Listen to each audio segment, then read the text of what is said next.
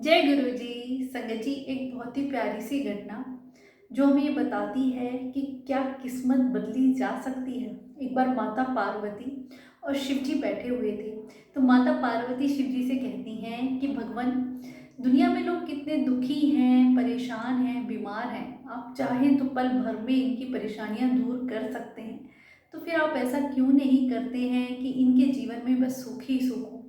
तो भोलेनाथ कहते हैं कि तुम्हें जैसे दिख रहा है वैसा है नहीं। जो चीज़ इनकी किस्मत में नहीं है वो मैं चाह के भी नहीं दे सकता हूँ। मैं भी चाहता हूँ कि कोई दुखी ना रहे, कोई परेशान ना रहे, पर जो कर्मों के अनुसार इनकी किस्मत लिख दी गई है वो चीज़ इन्हें नहीं मिल सकती है। तो माता पार्वती कहती हैं कि भगवान, मैं ये बात नहीं मानती। अब देखिए, सामने से एक अत का गरीब किसान जा रहा है। अगर आप इसको कुछ देना चाहेंगे तो ये क्यों नहीं अमीर बन सकता है। तो भोलेनाथ कहते हैं ठीक है, तुम करके देख लो। तो भोलेनाथ उन्हें एक लाल बेशकीमती हीरा होता है, संजय जी कहते हैं कई हजार हीरे देके भी उसकी कीमत नहीं चुकाई जा सकती।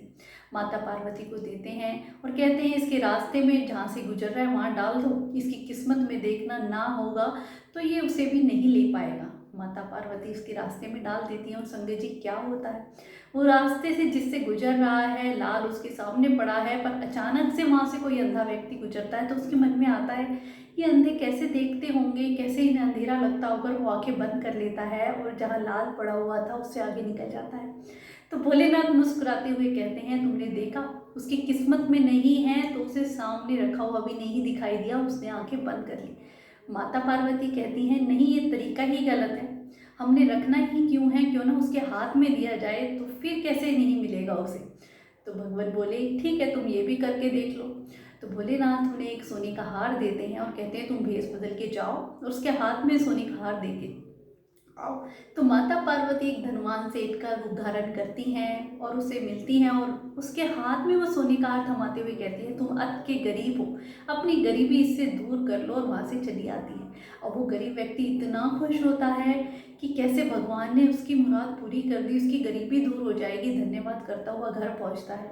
अब टूटी फूटी झोपड़ी संगत जी उसकी, और उस जमाने में तो कुछ ऐसी कोई अलमीरा कुछ भी नहीं हुआ करता था। तो वो एक मटके में ही उस सोने के हार को रख देता है और ढक देता है। और उस जमाने में संगत जी कोई गैस चूल्हे हुआ नहीं करते थे, आग पे ही खाना पकाया जाया करता था। और जिसके घर आग बुझ जाती थी तो एक दूसरे से मांग के लाई जाती थी कोयले को बुझा के। तो ऐसे ही उनके पड़ोसन की एक लेडी आती हैं, वो आग मांगती हैं तो वो कहता है चूल्हे में है आप ले लो। तो उसकी नज़र उस मटके थोड़ा सा ढक्कन उघड़ा होता है तो देख लेती है इसमें कुछ है, तो वो सोने का हार चुरा लेती है और अपने घर ले जाती है। अब वो किसान समझ तो जाता है इसी ने चुराया है, उसके घर जाता है, झगड़ा भी करता है, अपनी बात भी रखता है, पर कौन विश्वास करता, वो थोड़ी ताकतवर थी और उसी को उल्टा भला कह के वो वहाँ से भगा देती है। अब किसान कहता है कैसी मेरी किस्मत, इतना भगवान ने मुझे दिया फिर भी मेरे हाथ में आके भी चला गया। अब भोलेनाथ मुस्कुरा रहे हैं तो माता पार्वती कहती है हाँ, कुछ कुछ तो मुझे समझ आने लगी है कि इसकी किस्मत में नहीं है तो इसे मिल भी नहीं रहा है, पर मैं एक बार फिर से कोशिश करना चाहूंगी। तो भोलेनाथ कहते हैं ठीक है, तुम कर लो। इस बार फिर माता पार्वती वेश धारण करके जाती हैं और एक बार इस बार हीरे की एक अंगूठी लेके जाती है और उसके हाथ में थमाते हुए कहती हैं कि ये लो, अपनी गरीबी इससे दूर करो, पर इसको बहुत संभाल के रखना। बार बार संभालने की बात कहती हैं। अब संजय जी वहाँ से चली आती हैं, वो फिर धन्यवाद करता है कि भगवान की इतनी कृपा मेरे पे, उस हार को तो मैंने गंवा दिया पर मैं इसको बड़े संभाल के रखूंगा, और अपनी पॉकेट में रख लेता है। अब वो आगे वाली पॉकेट में रखता है, रास्ते में काम के लिए जाता है। तो संगत जी, जैसे ही वो नदी में पानी पीने के लिए झुकता है वो रिंग नदी में गिर जाती है। अब उसके हाथ में आते हुए भी कुछ नहीं मिल पाता है। अब भोलेनाथ मुस्कुरा रहे हैं और माता पार्वती कहती है कि भगवान मैं मान गई, अगर किस्मत में नहीं है तो हम कितनी ही कोशिश कर लें हमें तब भी नहीं मिलेगा। पर संगत जी, कई बार सबके मन में आता है ना कि किस्मत कैसे बदली जा सकती है, कैसे उसकी किस्मत में कुछ मिलेगा। यही क्वेश्चन जब माता पार्वती भोलेनाथ से करती है कि भगवान आप बताइए ना कैसे उसकी किस्मत बदल सकती है, कैसे उसकी गरीबी दूर हो सकती है। तो भोलेनाथ कहते हैं जिस गांव में वो रहता है उसका एक ही तरीका है, वहाँ पे हम किसी साधु संत को भेज दें जो सत्संग करेंगे, नाम का सिमरन करेंगे और ये उस सत्संग में बैठेगा तो इसकी किस्मत में क्या चेंजेस आते हैं वो तुम देखना। और ऐसा ही होता है संगत जी, उनके गांव में एक साधु संत आते हैं, वो सत्संग करते हैं। अब इसका कई बार मन करता कि मैं जाऊं, पर फिर सोचता कि मेरी तो किस्मत ही खराब है, मुझे क्या करना है सत्संग में जाके। तो कहता है, एक दिन उसके मन में क्वेश्चन आता है कि मेरे साथ ही ऐसा क्यों हुआ, मेरी किस्मत इतनी क्यों खराब है। हाँ, ये संत से पूछने ये तो मैं जरूर जा सकता हूँ। अब वो संत के पास जा रहा है अपना क्वेश्चन लेके कि मेरी किस्मत ऐसी क्यों है। अब घर से निकलता है, रास्ते में चौपाल पड़ती है। संगत जी, आपने देखा होगा गाँवों में पहले चौपाल लगा करती, एक बड़ा सा पेड़ हुआ करता, लोग वहाँ इकट्ठे होते, ताश पत्ते खेलते या एक दूसरे की निंदा करते, आपस में बातें करते। अब इसका मन भटकता है कि मैं सत्संग में जाऊँ या यहाँ बैठ जाऊँ, क्योंकि संगत जी कई बार भटकाव हमारे अंदर भी आता है ना, कि दूसरी चीज़ें हमें इतनी प्रभावित कर देती हैं कि सत्संग तक हमें जाने ही नहीं देती। पर हम बहुत किस्मत वाले हैं संगत जी, जो गुरुजी महाराज ने हमें अपनी शरण में लिया है।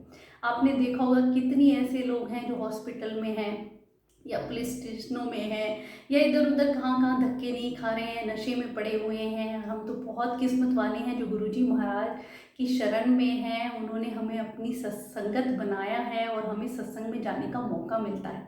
फिर उसका विचार बदल जाता है, क्यों नहीं मैं सत्संग में ही जाऊँगा और संत से अपना क्वेश्चन पूछूंगा। अब वो संगत जी चला जाता है, वहाँ क्या देखता है, राम नाम का सिमरन चल रहा है, बैठ जाता है, उसे भी बड़ा रस आता है, बहुत अच्छा लगता है।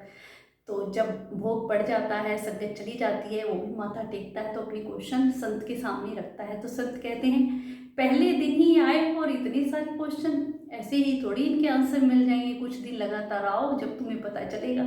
संगत जी वो रोज सत्संग में जाने लग जाता है। अब देखिए संगत जी, सत्संग में जाने से, नाम नाम का सिमरन करने से उसकी लाइफ में क्या चेंज आता है कि जो लाल माता पार्वती ने पहले उसके रास्ते में रखा था वो वहीं पड़ा हुआ था, और एक दिन फिर वहां से गुजरता है और वो इस बार उसको देख लेता है, तो उसकी किस्मत बदल जाती है। वो लाल इतना बेशकीमती संगत जी, वो इतना धनवान बन जाता है। और जब वो धीरे धीरे सत्संग करने लग जाता है तो जो भी संगत वहाँ आए हुए थे साधु संत, वो कहते हैं हमारा डेरा तो यहाँ पे ख़त्म हो गया है, हम कुछ दिनों में चले जाएंगे। तो ये कहता है कि आप मेरे क्वेश्चनों का तो आंसर दीजिए। तो कहते हैं आंसर तो तुझे मिल ही गया है, जो तू पहले था और अब में तू फर्क देख ले। पर तू एक वादा हमसे कर कि हमारे जाने के बाद भी कभी सत्संग नहीं छोड़ेगा और लोगों को गुरु की वाणी से जोड़ेगा। वो वादा करता है।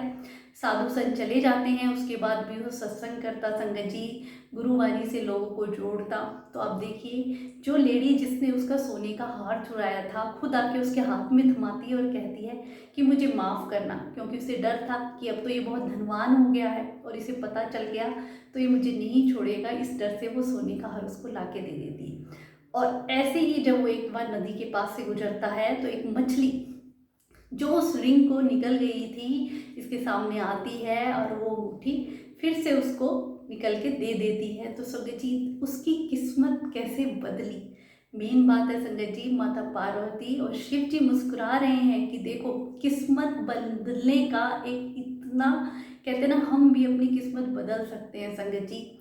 हमारे किस्मत में भी जो नहीं लिखा है वो भी हमें मिल सकता है। पर सत्संग, सेवा, सिमरन, गुरु जी की सच्ची भक्ति, गुरु जी महाराज तो हमें पहले ही इतना बड़ा खजाना देखे गए हैं संगत जी। गुरुवाणी के रूप में गुरु जी का मंत्र जाप, गुरु जी के सत्संग, गुरु जी के बड़े मंदिर जाना। तो जितना हम संगत में बैठेंगे हमारे पुट्ठे कर्म सीधे होंगे। गुरु जी ने खुद ही कहा संगत जी, बस हमारी भक्ति इतनी सच्ची होनी चाहिए ना कि जिस वक्त हम सत्संग में बैठे हैं हमारा ध्यान बस गुरु के चरणों में हो। तो अगर आपको भी अपनी किस्मत बदलनी है ना, तो संगत जी आज से ही गुरु नाम का सिमरन शुरू कर दें, गुरु जी को याद करना शुरू कर दें। हर वक्त नाम सिमरन मन में चलता रहे संगत जी। धीरे धीरे आप देखेंगे कि गुरु जी से ऐसा लगाव ऐसा हो जाएगा कि कोई मुसीबत परेशानी आएगी भी तो गुरु जी कैसे उससे हमें पार लगा देंगे संगत जी। तो ऐसी इतनी प्यारी घटना जिससे हमें बहुत कुछ सीखने को मिलता है कि हम अपनी किस्मत का लिखा भी बदल सकते हैं सच्ची भक्ति और पूजा से, जो हमें गुरुजी महाराज की शरण में जाने से। संगत जी कहते हैं ना, जितना हो सके संगत को जोड़िए। कोई टूटा हुआ व्यक्ति, बिखरा हुआ जो परेशानियों से घिरा हुआ है, गुरु जी की शरण में चला जाए, सत्संग, सेवा, सिमरन से जुड़ जाए, अमृत वेले से जुड़ जाए, तो इससे बड़ा कोई पुण्य नहीं है संगत जी। ये भी एक सेवा है जो हम सबको मिलके करनी चाहिए। ज़्यादा से ज़्यादा सत्संग हम करें, सत्संग में जाएं, संगत को जोड़ें और कहते हैं जो हमारी किस्मत में नहीं भी लिखा है वो हम सब की झोली में गुरुजी महाराज डाल दें। अनंतम शुक्राना गुरुपा, अनंतम शुक्राना।